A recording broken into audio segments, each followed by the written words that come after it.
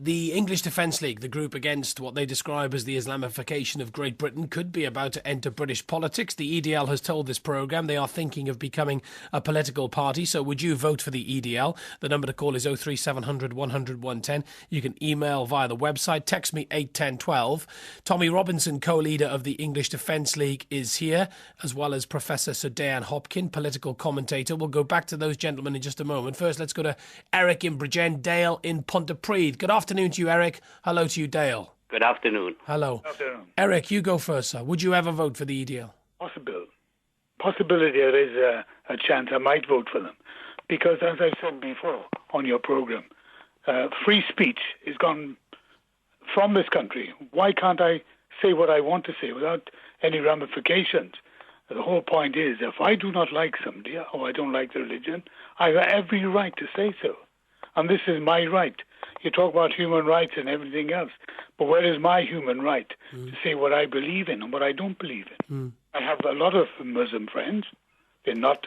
they are Muslims, and I have a chat with them and about their religion, but as far as it goes, Islamization of this country is getting too much, really, because why should I have mosques all over the place? I mean, this is a Christian country. They can have their mosques if they want, but not all over the place. I mean, how many in Bristol? My grandchildren live in Bristol. I think I know at least 5 mosques. Well, you know, why? At the end of the street. Why? Why are we giving to them all the time? Why are we giving it to them? Why we let them take over? Why not, Eric? Why? Why should we? Why? You know, I mean, my grandfather fought in the First World War and lost an arm, and he told me, as I told you before, that I could have free speech. I mean, I'm not a radical, but I believe in this country, Great Britain as a whole, to be a Christian country. And they're trying to overtake. They don't like the Christians. They don't like the Jews.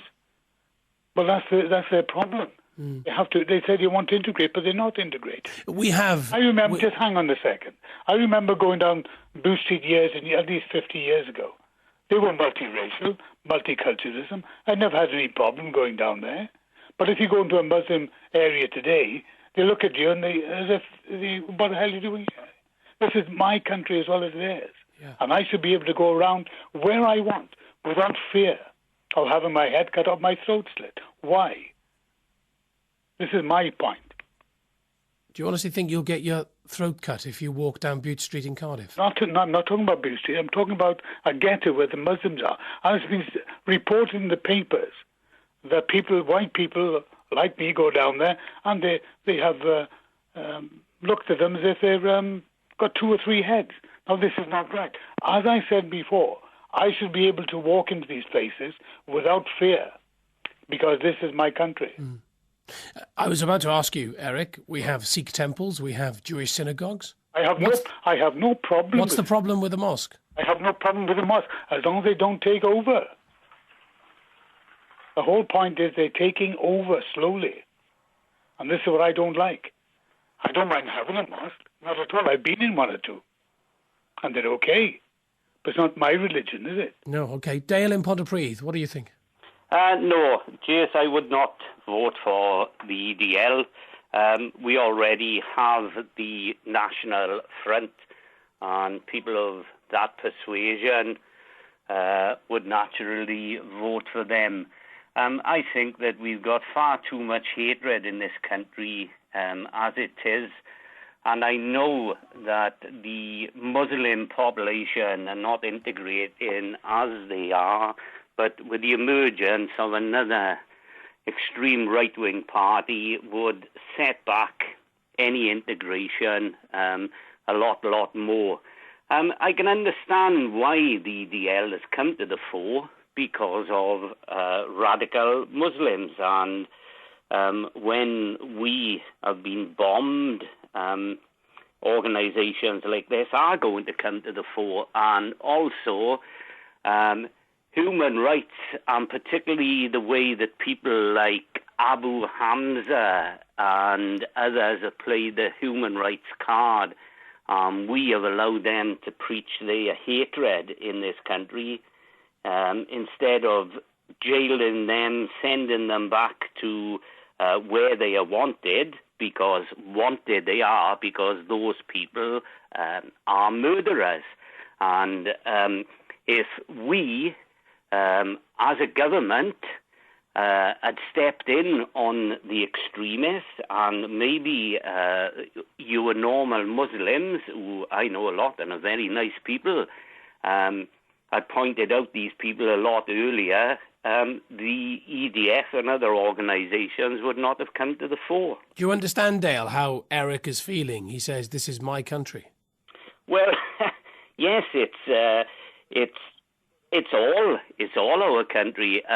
My father died fighting fascism. My father-in-law spent 5 years in a German prisoner of war camp, and they did it so I could come on the radio and have free speech. I understand how Eric is feeling, and there is a lot of feeling with people who think that the pendulum has swung too far towards the Muslims. Whether that's right or whether that's wrong, I'm not sure, because I don't live in a heavily populated Muslim area, but I can understand how they are feeling. Okay, Eric and Dale, thank you very much indeed. Dayan, I just want to bring you in here after I read this text out, because Eric obviously says, I would consider voting for the English Defence League if I read their manifesto, if they entered British politics. Listen to this. This is just coming from Mark in Cross Hands on the text. This bloke speaks a lot of sense. He's talking about Tommy Robinson. Tommy, you're still with me, aren't you? If the Muslim people had their way, they would change us all. Why should they be allowed to do this? We would never be able to build a church in their country, so why should they be allowed to do it here? There is a little bit of sympathy coming through for Tommy and the cause. Dayan. Well, this is a single issue, isn't it? And I think the EDF have already said that it's a single issue that they are focusing on. And by the way, there is no great history of successful campaigns by single issue parties over the long period of time. I think the real issue here is about the complexity of the society we live in. Yes, of course, people feel threatened when something happens which they don't entirely understand, which seems to be intruding on their way of life. And of course, as I said earlier, at a time of economic pressure, people without jobs, people looking for solutions, you turn and you say, why are they getting a better deal than we are? And all of this is part of that morass of economic difficulty. By the way, this isn't new in our history. There's a building in Brick Lane, which I often used to walk past. I used to work in an area which was heavily populated by Muslims. It was a Huguenot church. Then it became a synagogue. Now it's a mosque. At each stage, the people who had that church were being persecuted. And I think this is the difficulty. Every wave of new people arrive in this country, they are held responsible for the problems which actually they do not generate. Within the Muslim community, Islamic community too, there is a huge debate going on. And the debate there is even more vigorous than outside, because it's about the direction they want to go, and there's a massive debate. And the danger of focusing on them as an entirety and saying, well, it's all to do with Muslims, all to do with mosques, is the danger of radicalizing young people who could, in fact, become part of an integrated Britain. Tommy, let me ask you before I go to Matthew in Cardiff. Given that people are genuinely confused by the state of British politics at the moment, does this country need a party that's not afraid to say things which is unpopular? It desperately needs one. If you look across Europe and you look at Holland, the next politician, the next Prime Minister to become Holland is an anti-Islam party. If you look at Austria, 28% of the votes. If you look at Switzerland, they've banned the minarets. Across the whole of Europe, the tide has changed, where people want to be free. We want our rights.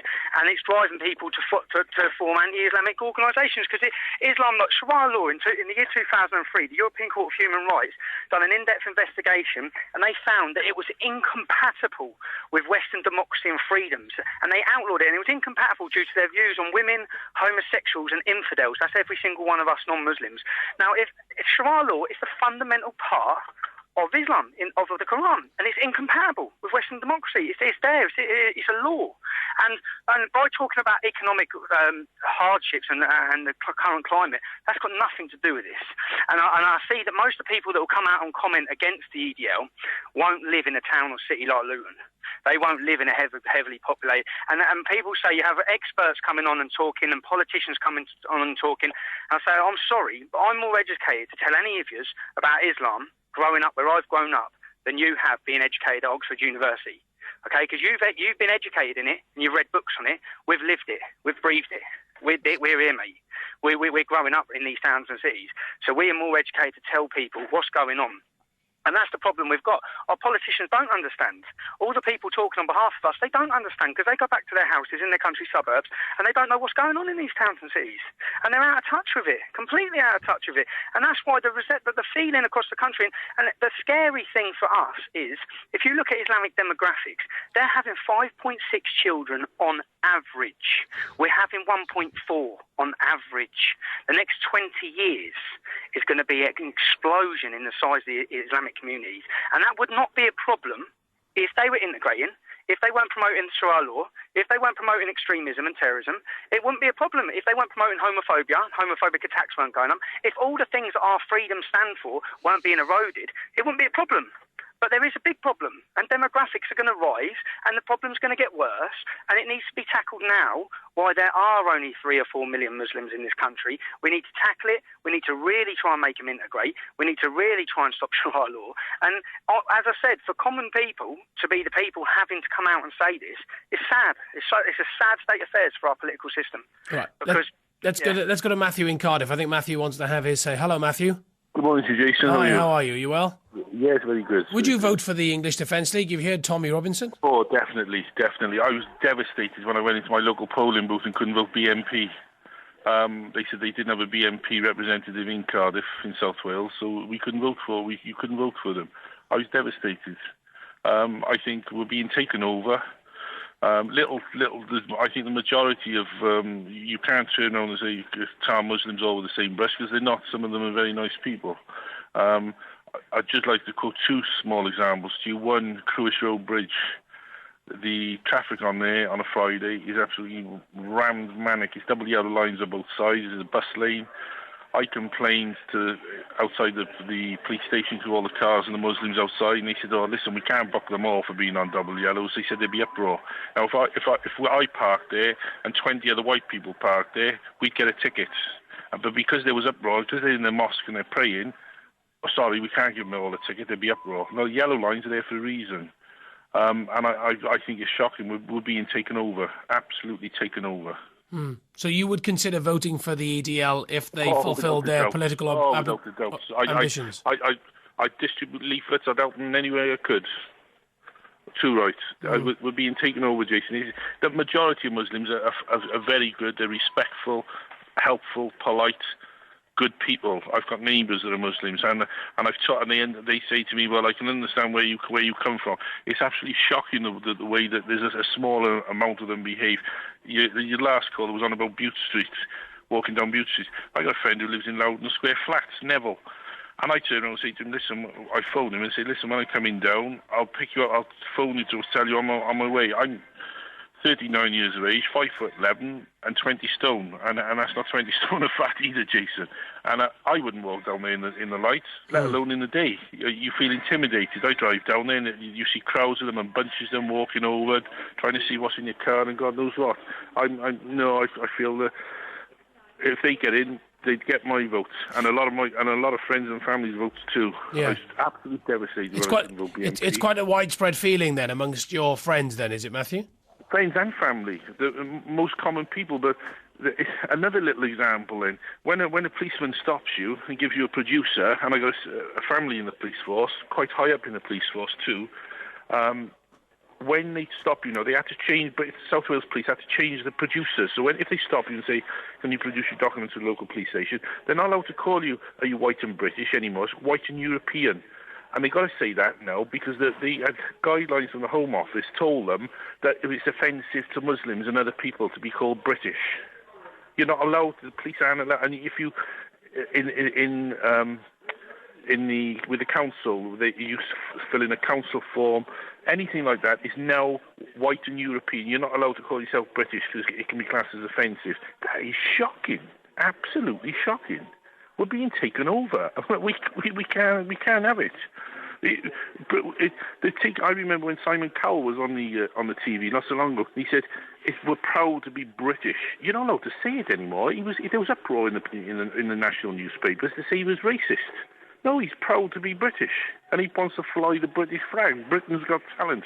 Well, we're being taken over, Jason, and it's wrong for the normal man like me or you or my neighbours or friends and family. We shouldn't have to come out, but the MPs won't come out and say it for us because they're too afraid of being called a racist and having it slammed back down their neck. It's wrong. It's shocking. They're there to do a job for us. And you're not worried, Matthew, that some people might misinterpret what you're saying, and even though these are your beliefs, this is how you feel, and you feel as if Cardiff and Wales has changed, people might not label you a racist. You're not worried about that? No, I'm not a racist. I'm not a racist. I support a local school with blacks. I don't think it matters whether you're black, white, green, or yellow. It doesn't matter what colour skin you are. We're all the same. We're all human. We all eat. We all go to the loo. We're all the same. But when we're being taken over by a small minority of people who want to take over and cause trouble and get away with it left, right, and centre and claim off the state and do everything else they want to do, I think it's morally wrong. And I got friends who are Muslims. I got neighbours that are Muslims, and they know exactly how I feel. They're good friends of mine. I was shopping in London. I bought them back a cream cake from Harrods, box of 4 cream cakes for their family. Their family welcome in my home. I'm welcome in theirs. We get on very well. But that don't mean to say I'm a racist. I got feelings which I think a lot of people have got, and a lot of people are too afraid to admit it too. Yeah. That we are being taken over. Matthew, thank you very much indeed for coming on the programme. This is from Dave in Newport. He says, I would vote for somebody who's got a mouth, they can use it and they can back it up. This is from John on Twitter. Don't vote for the EDL, but the government has to listen hard to the concerns of the average white citizen. Immigration has gone mad. And April on the text says, great topic. This is a great show. Yes, I would vote for the EDL. Freedom of speech. Many thanks. 12:34. Here's Mark Buckley with the